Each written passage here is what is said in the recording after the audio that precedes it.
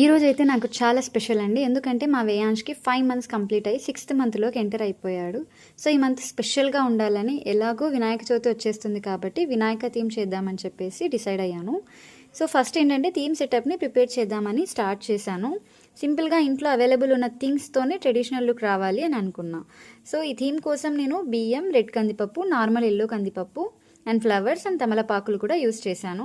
So ఇవన్నీ arrange చేస్తూ slowly మన వినాయక థీమ్ రెడీ చేస్తున్నా.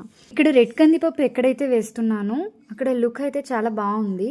ఎల్లో వేసింటే అసలు సూట్ అయ్యేది కాదేమో. అండ్ బియ్యంతో అవుట్లైన్ వేస్తూ చేశాను. అండ్ ఐస్ అయితే ఎలాగో బ్యాక్ డ్రాప్ అంతా బ్లాక్ ఉంది కాబట్టి జస్ట్ హోల్స్ పెట్టాను అంతే.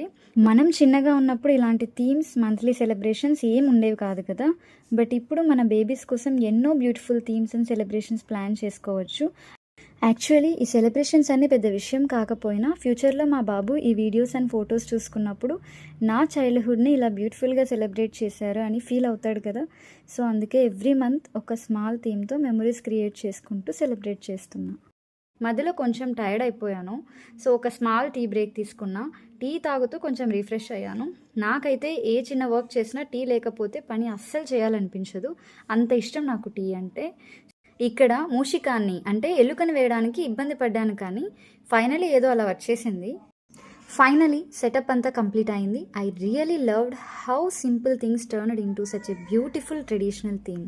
సో మా బాబు అయితే పంచెలో చాలా ముద్దుగా ఉన్నాడు కదా. మీకు కూడా ఈ థీమ్ నచ్చినట్టయితే ప్లీజ్ లైక్ చేయండి, సబ్స్క్రైబ్ కూడా చేయండి. Thank you for watching. Bye.